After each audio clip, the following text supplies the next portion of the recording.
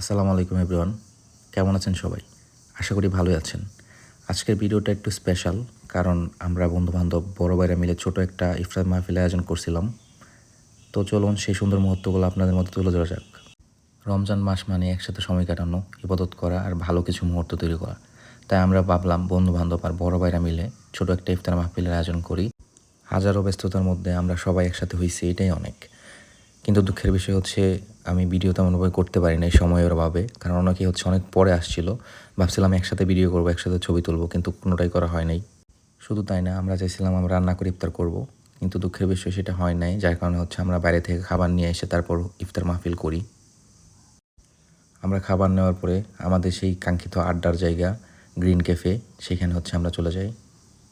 আমি যখন ভিডিওগুলো করতেছিলাম তখন তারা কেউই আসে নাই, আমি মনে হয় প্রথম আসছিলাম। তারপর সবাই আস্তে আস্তে আসা শুরু করে।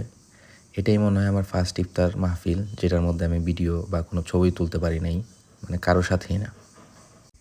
তো আস্তে আস্তে সবাই চলে আসলো, কেউ খাবার নিয়ে আসছে, কেউ আবার প্লেট সাজাচ্ছে। সবাই মিলে কাজ করার মধ্যে অন্যরকম একটা অনুভূতি কাজ করে। তো দেখতেই তো পাচ্ছেন এখানে সবাই ইফতারের যে আইটেমগুলো আছে সেগুলো সাজাচ্ছে।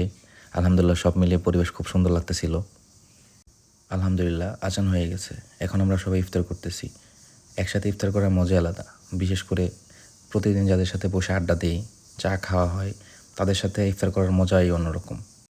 আলহামদুলিল্লাহ সবাই খুব সুন্দরভাবে ইফতার করলাম। যদিও আয়োজনটা অনেক ছোট ছিল, কিন্তু মনেই হচ্ছিল না যে আমরা ছোট একটা আয়োজন করছি, তারপরেও এত সুন্দরভাবে আমরা কমপ্লিট করতে পারছি। যেহেতু আমরা সবাই একসাথে বসা হয় না, যার কারণে চিন্তা করলাম একসাথে বসে কিছুক্ষণ আড্ডা দিই।